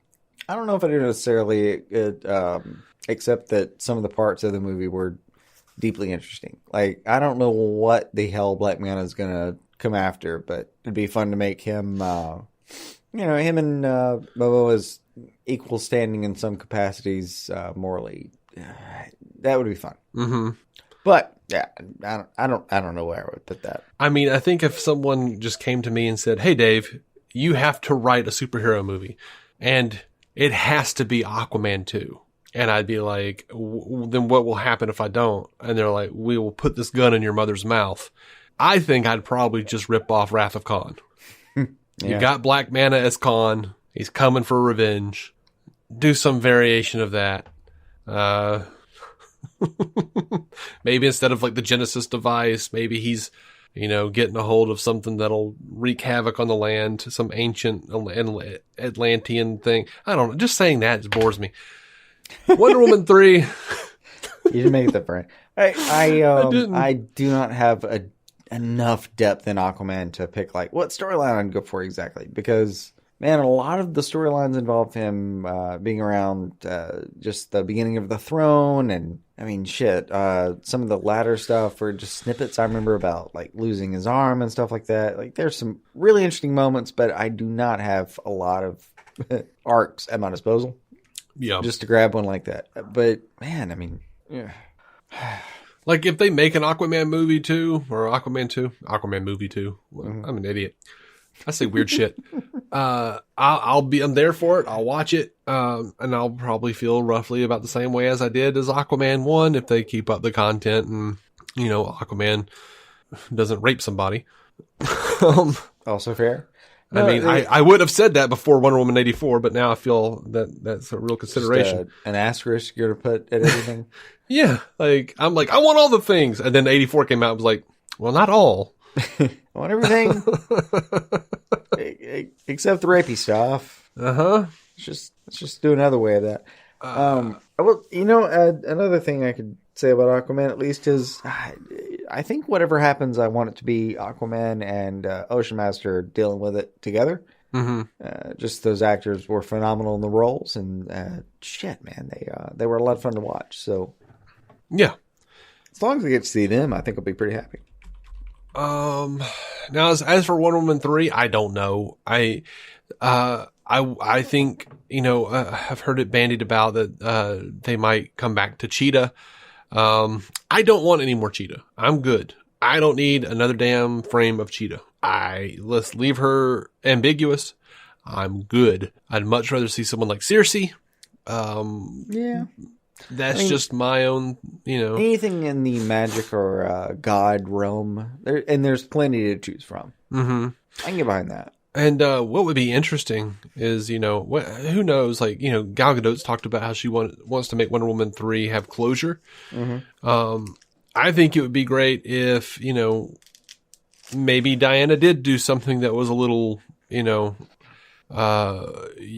I don't know, universally immoral or something, and perhaps the whole movie is about like Nubia taking over as Wonder Woman. I don't know. I'd be down for that. Like, I'd be down with them being like, you've dishonored your, bullshit, and you don't deserve to wear that armor and stuff anymore. You know what I mean? Like, they could just do something like that and have Diana realize like, well, shit, they're right. But, yeah. And then, of course, there's got to be a team up with the two at the end to face a bigger villain or whatever. But probably Circe if I had my way. That could be a lot. I don't know. I tell you this, I don't want Steve Trevor involved. Yeah, damn, it was a great run, but let that one lie, Let it count. Dr. Steve at Weird Medicine asks, is the liver a muscle or an organ? I thought it was an organ. I was pretty sure. Is there a punchline I'm missing here? I thought I remembered saying something like that. But my take was, if it's a muscle, it needs to be stretched, and if it's an organ, it needs to be played. I know you've been playing your organ for quite a while. It's a very flexible situation. Low-key in 83 says, long question. What do you guys think of a 4-film live-action question movie? The first 2 movies featuring Vic Sage and are directed by M. Night Shyamalan, and the next 2 features Montoya and is directed by Edgar Wright. Short answer, no. My medium answer is second half. Fuck yeah, of course that sounds good. I love Montoya question. And Edgar Wright. Yeah, and but part 1 of that, I'm confused. Think about it this way: M. Night doesn't have to actually end the movie. Uh-huh. And that's where he runs into trouble sometimes. Right. I'm confused why it has to be this structure. I don't know why M. Night has to be doing anything. Oh, I think he was just talking about splitting it up into, like, you produce this half, this is where the script gets, and we're going to do that. Yeah, but, like, it's such a weird combination of Shyamalan and Edgar Wright. Like, why is Edgar Wright doing the Montoya stuff? Why is Shyamalan doing the Vic Sage stuff? Why is Shyamalan even involved at all? Why is Edgar Wright involved at all? I like Edgar Wright. I like Shyamalan from time to time. Well, I don't understand. in one kind of major storyline, it gets handed off to Montoya. I mean, there's a whole arc there that I just I understand that's that. what we were talking about. Yeah, I understand that, but tonally, it feels it's as strained as Burton and Schumacher. Which, by the way, if the man were living, Schumacher would be a fantastic choice to do the question. Look at number 23, dude. Like that, like gritty, weird, retro detective conspiracy shit. Oh my god. I forget about that. I'd be curious to go back to that one. But yeah, like I would like. No, they're to... very tonally different. I'd be curious. Like, I wonder how much it's different to see the first half of an M. Night movie and then see it turn into, like, all right, for instance, Hot Fuzz is like a mystery film and then it turns into an action film. And it's got a very, like, clear breaking point. Mm-hmm. Whereas a lot of the other, the Cornetto trilogy in general has genre-breaking moments, but they're scattered. This one's structured in how it does it. Yeah. I wonder, like, in the first half, I think it might come across differently. In the second half, and same thing. It's not it's an odd question, but it's not completely out of order. I think there's something there for sure. I mean, I think I need to know. This question comes from the same place as that Ezra Miller video of him choking the lady. I have no context for it. I don't know where it came from or how it came to be. I don't know what it means. Right. Or what implications there might be for it. I don't know why Edgar Wright specifically with Montoya or Shyamalan with Sage, or why those two directors paired. I'm so confused. But if I had to choose just on the face of it, on just looking at this question, I say no to both. One, because I want Edgar Wright working on his own shit, because that's where I think he's happiest. Maybe. And he's actually given the creative freedom to do what he wants. If all I got out of that suggestion was an Edgar Wright directed, like, conspiracy-based question movie, I don't care who was the actual subject playing the question. If it was the unraveling of a great mystery and Edgar Wright was involved, I would think you've got a good start. I mean, it's a good point. If they actually have, like, a solid mystery, oh my god. How about 4 films? They're all the question. Mm-hmm. All right. Now, take those 4 films and condense it into one. You have the plots from 4 different films, and you have the handing off from Vic Sage to Montoya, and it's all in the same movie. And there are 4 different plots. That's just a Coen Brothers movie. And they do great mysteries. Yeah. So, just one question movie, directed by Joel and Ethan Coen. I'm good. I feel like you're in an entirely different space from the question, but at least we found a spot where you're happy. Well, it's an entirely different space from the question, but I reject the question. Like, I rejected the question, and then I rejected the premise of the question. Mm-hmm. And he said, what do you think of it? I don't like it. Mm. But that's me. M. Night, too, is one of those guys that I just kind of want to see him do his own thing. I feel like he is not done. I feel like half the time he doesn't do well with his own shit. Much less when there's a studio telling him what to do with an IP. Well, this is why I was saying, like, maybe the most brilliant part of that suggestion was putting M. Night in charge of just the first half.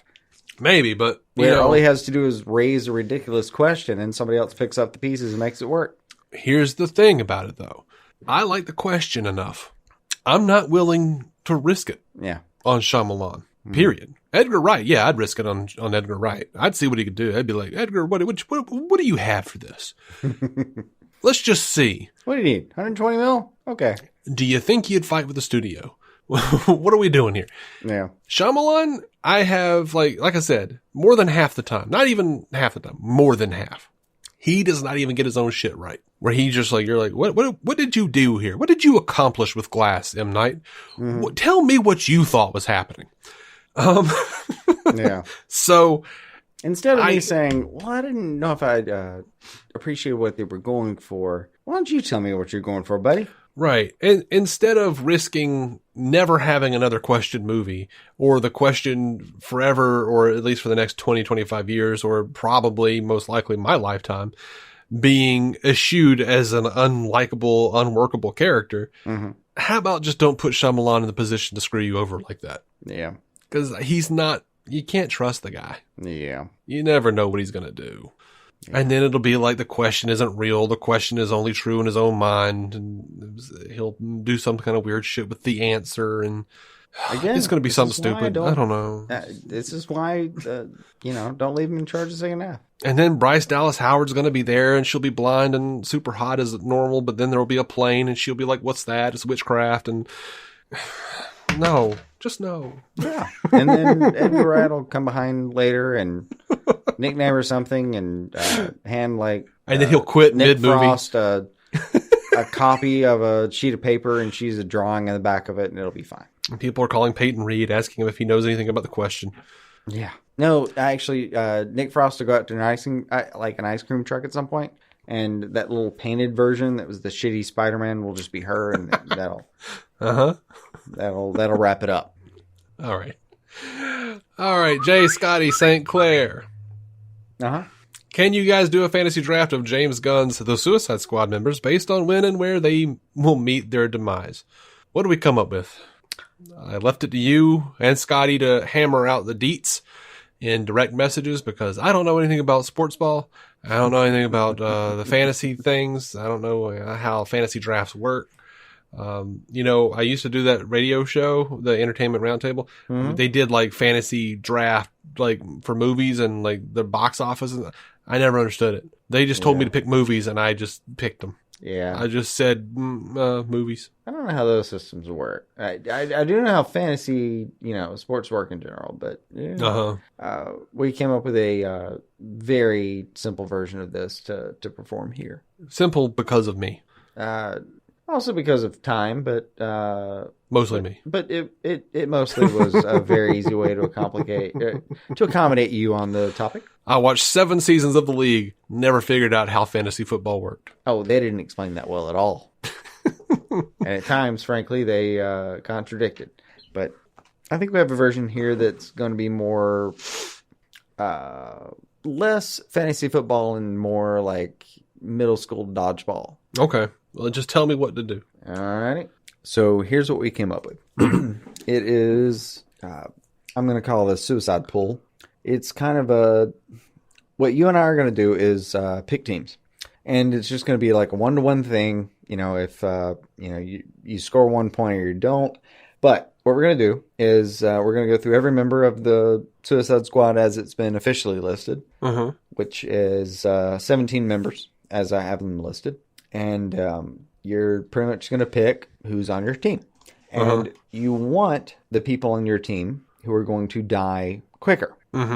So we're going to go, we're going to pick the person we think is going to die the soonest or fastest. Anyway, so it doesn't matter when they die in the film. It just matters that they die by the end of the film. So we want the smallest Suicide Squad each when we finish after picking with this game. Right. Feels horribly explained.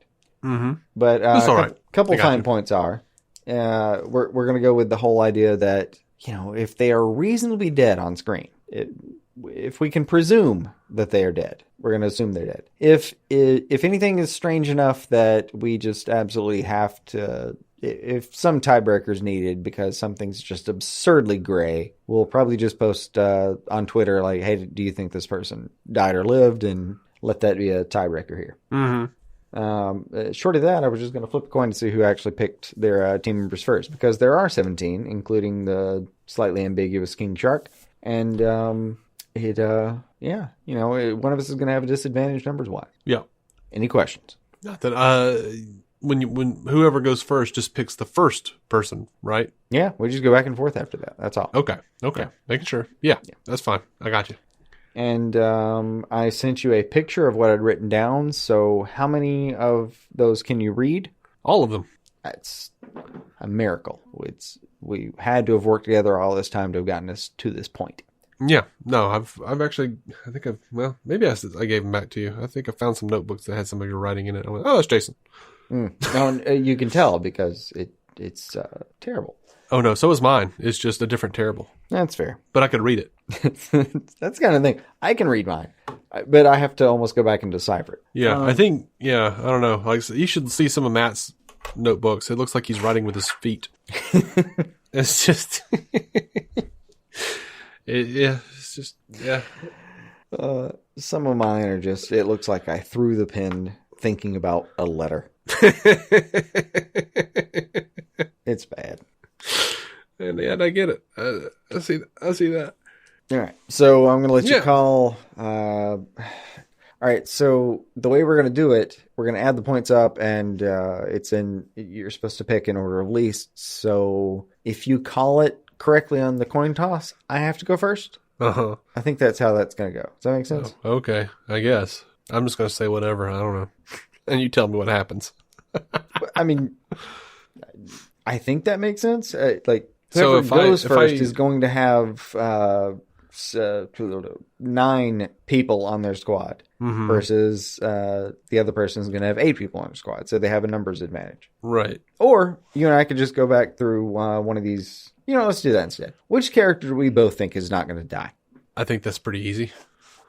Should we just mark out Harley right away? Right. So we just mark out Harley right away. And this was all a fun consideration game. Now we're back to if you win, you pick first. And that's as simple as that gets. Ready? Uh-huh. I'm picking my, this is on the two-faced coin. So, scratched out heads or heads? Scratched out. All right. Ready? Mm-hmm. That was regular heads. Oh, okay. Sorry. It's okay. All right. So, who dies first? Damn, it's a great question. And off the top of my head, I'm going to say this is not even the top of my head anymore because this is already difficult. Damn, it's a good cast. There's a lot to argue for. I'm going to say Weasel. Okay. I'm going to put Weasel in my column. Who you got next? Blackguard. You just want Pete Davidson to die or Davidson to die? I don't see him living, man. Yeah. Oh, I should have listed this real quick. Waller, Rick Flag, Harley, who we marked off, Boomerang, Bloodsport, Polka Dot, I'm just all in shorthand. Peacemaker, Savant, Jovelin, Ratcatcher 2, Thinker, Mongal, Blackguard, Soria, TDK, Weasel, and King Shard if anyone wants to keep track. But, alright, so we got I think Thinker. I think he's going to die pretty early. And, really? Maybe definitely. Yeah, I think so. Interesting. The anticipation. I love it. I think Javelin. Think Javelin? Yeah. Old Flula? Absolutely. Gonna Borg the fuck out? Alright. Now we're getting to, let's see. We've still got some Ratcatcher on the board, some Mongel, Soria. I'm gonna go with Soria here. That's fair. Because I think they might be trying to create a character. They've got a couple characters they're creating, and I felt like you're going to kill one of them. Mm-hmm.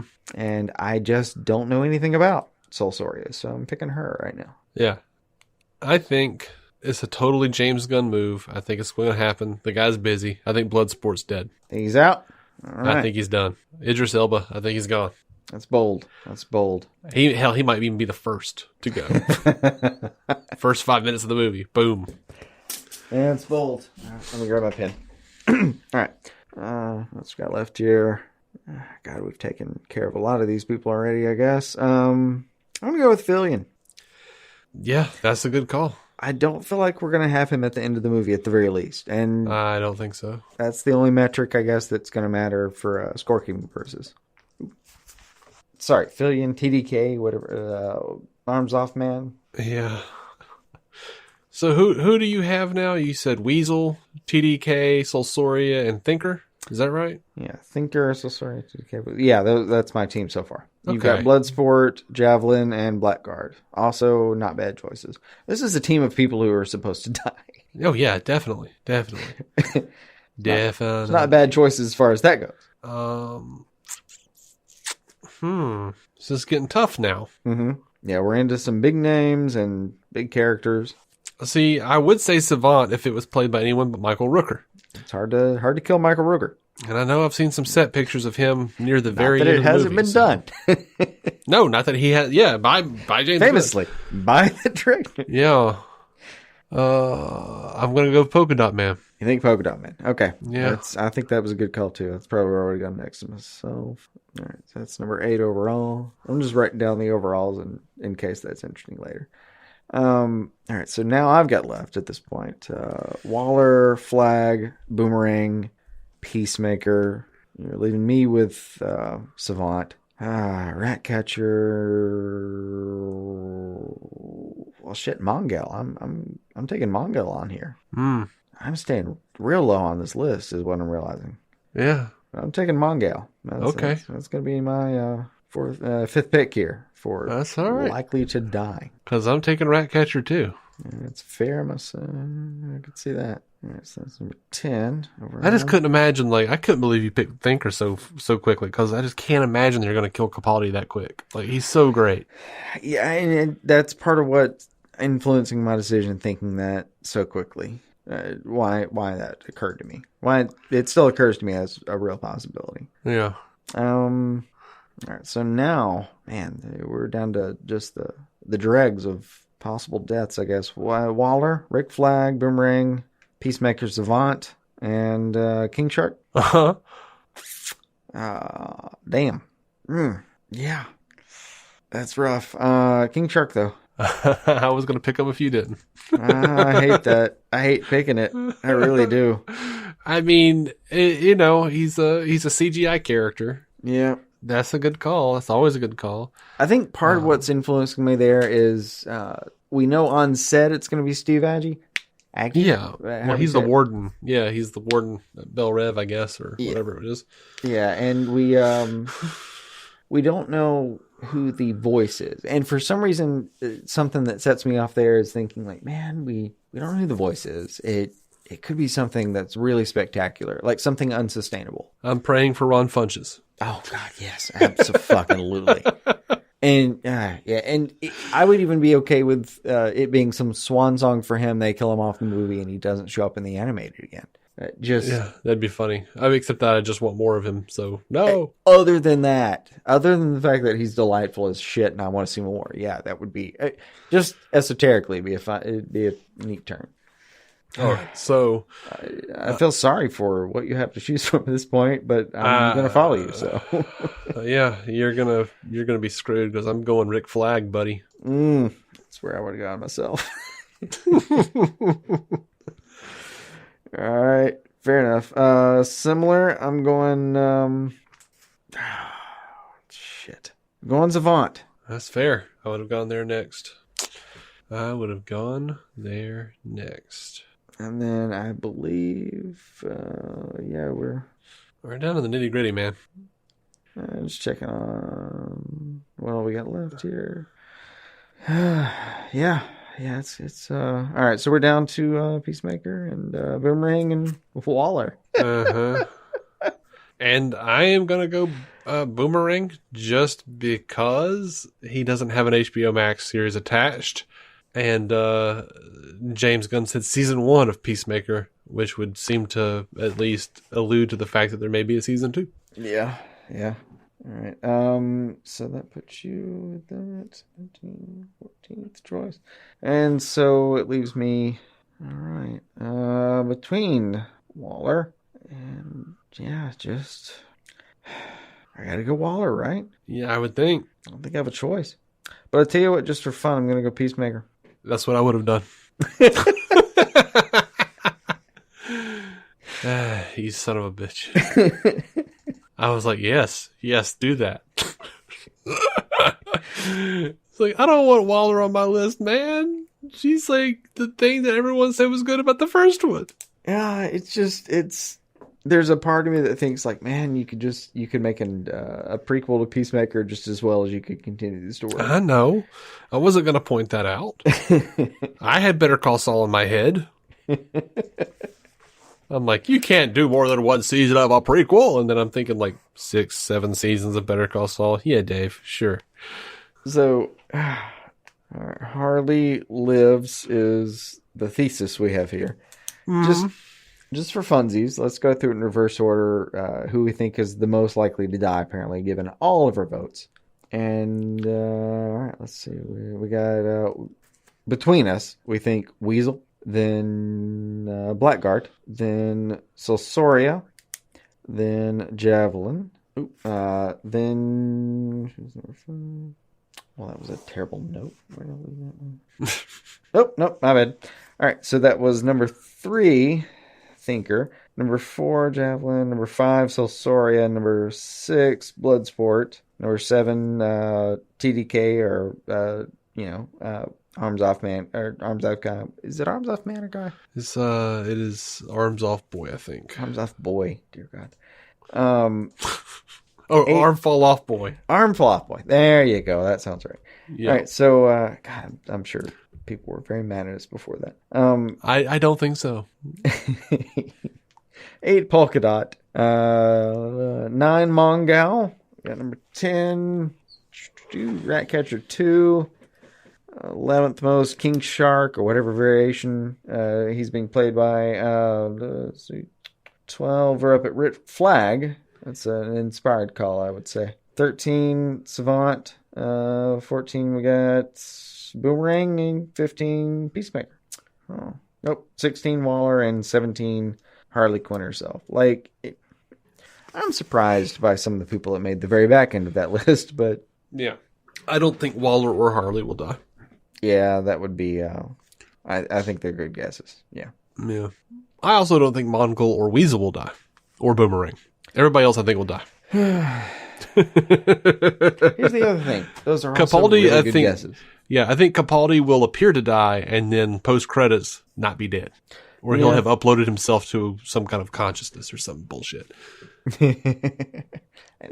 I mean, I would accept that as an outcome here. Like I said, so if somebody dies on screen, like you see the body, like we talked about before, like doesn't have to be, Roman Sionis exploding physically kind of thing. Just if you're visibly, presumably dead, that is clearly one thing. If you're presumably dead, like you fell off a giant cliff and, we never quite saw the body, but, planes were flying underneath where the cliff ledge was. You're probably dead.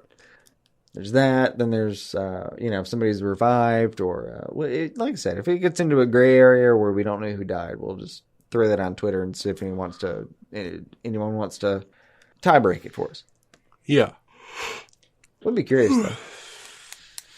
I mean, and I'll test the order as it goes too. It's gonna be real fucked up. Like we were picking most likely to be dead by the end of the film. We weren't picking most likely to die in order of like the film as you see it. So, and damn well, because this is how films work. It's some of the people, the high bills are gonna die before the low bills and stuff. But yeah, it'll be interesting to see how this works out. We'll keep track of it. I have a physical track of it here, and we'll come back for it. Yeah. Post the results. Yeah, you can kill some of the people some of the time. But not all of them? But not all of the people all of the time. That makes sense. Yeah. I think Abraham Lincoln said that. Thing is, you can, but only once. That reminds me of the talent show Wolf in the cartoons. Remember the cartoon where like the people are seeing all the talent people, like and the wolf keeps coming in and begging to audition, and finally they're like, okay, we'll see you. And then like he does this, I can't remember what he does exactly, but he basically eats dynamite and blows up, and then shows up as a ghost. And they're like, that was fantastic. He's like, yeah, there's only one problem. I can only do it once. Yeah, that's about right. David Wings just keeps posting cartoons on Facebook, and it's caused me to go down a few rabbit holes. Yeah, I'll give you that one. I like old cartoons. Yeah, they're a lot of fun. All right, what other business we got? I think that's it for me. We just gonna come back to this in like a million years when it's out? Yeah, I mean, whenever it apparently streams, we'll revisit the results and see where we are. Right. And you're saving who we picked and all? Yeah. Normally I Okay. eat the notes after the show, but I mean, I know you do that, but I'm going to preserve these. okay, good. You're like in battery acid. No. No. No, please. As one does. Well, I have a mixture of bleach and chlorine that I'm going to stand right over while I preserve these papers. Call and check on me in a few hours. Maybe send a loved one. No. 911? Can't be bothered? I mean, maybe I'll shoot you a text. Just might call you on Skype, even though I know your mic's going to be muted at that point. Right. No, there is a possibility, we don't know. Mm-hmm. I could shoot you a text and then I'd be worried because you're not responding. It's just because you've passed out. Mm-hmm. Naturally. I mean, sounds like you're on the verge of doing that here and now. And I have been. I mean, shit. Like I was waiting on you to do the show, and I fell asleep at my desk. So, I mean, I don't know if I'll be around in a minute. Yeah. But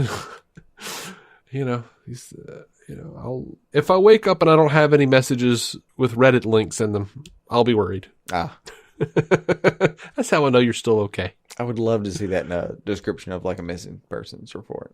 Officer hasn't linked me anything funny in 48 hours. I think we need to, investigate it. Addendum. Officer, he hasn't linked me anything he thinks is funny.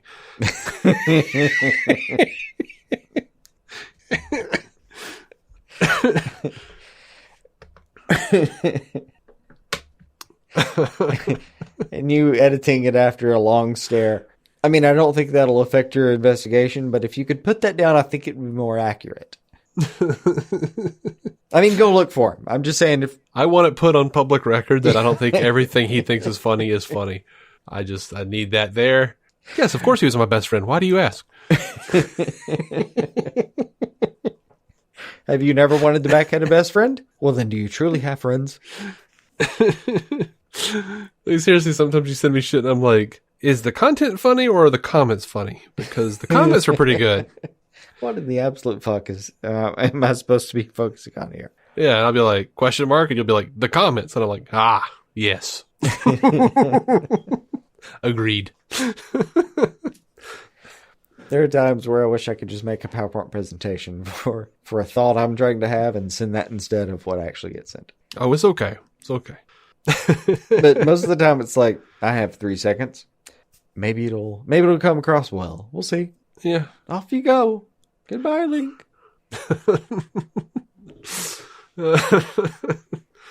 Now I've got that, don't you know that you are a shooting star song in my head.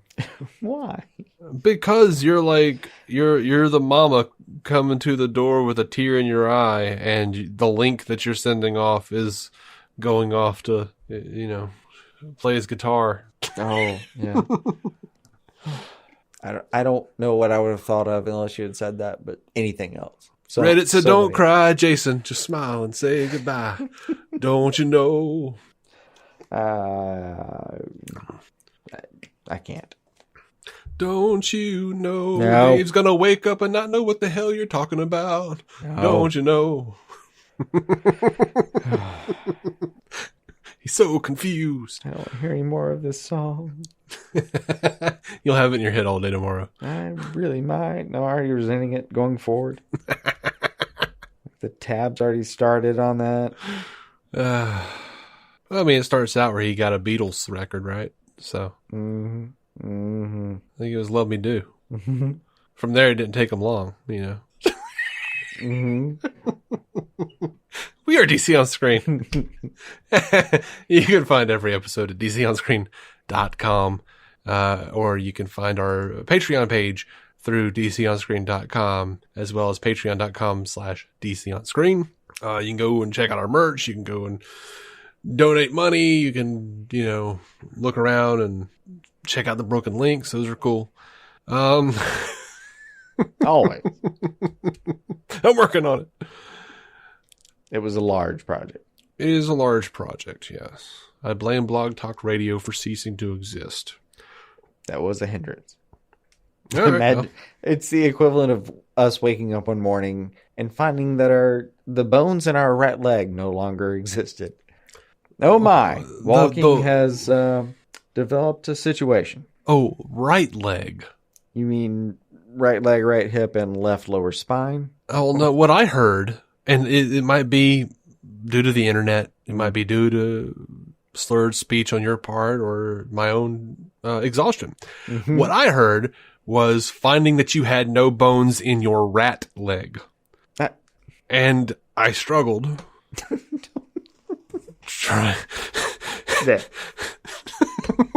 Dave, buddy. I was like, why does Jason have a rat leg? What I envisioned was like some poor rat's leg on your end table, and you wake up and pick it up and go, what the hell? This used to have bones in it.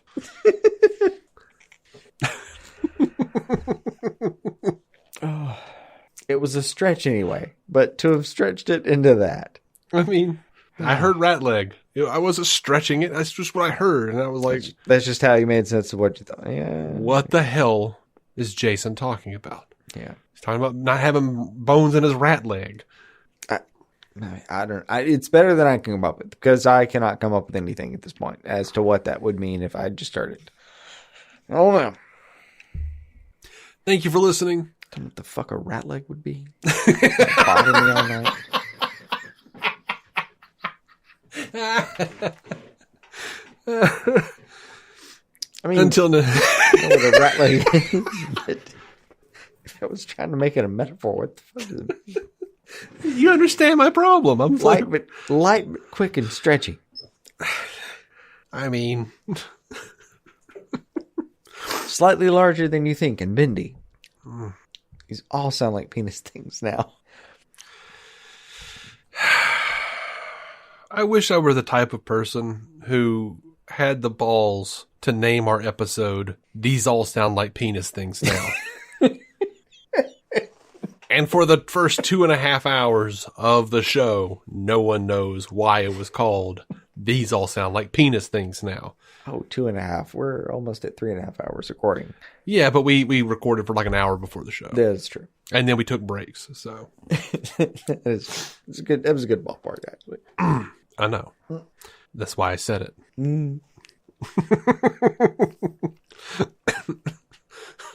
That's right. I can be a dick, No, you too. got this one. You get through that confident thing. Yeah, I'm not confident. I'm going to be putting extra ads in the show to make sure it gets out to 2.5 hours. No. Okay. Well, me and Jason and Jason's boneless rat leg. Mm-hmm. We'll see you guys next episode, probably next week. But, sometimes weird shit happens. And I hate saying next week indefinitely because... But it'll be soon. Until next time. We'll be back shortly. Until next time, please tip your waitresses and keep some DC on your screen. Bye. Our intro music is by Jason Goss and Michael Shackelford. Michael's band, Galactic Engineers of Magnetic Sounds, or GEMS, can be found on SoundCloud and Bandcamp. Visit DCOnScreen.com to find our Patreon, merch, contact information, and every episode of the show for free, including crossovers we've done with other podcasts. DC On Screen is a maladjusted production. For more from me and Jason, including sketch comedy, vlogs, parodies, and our improvised web series Hey Guy, visit maladjusted.tv.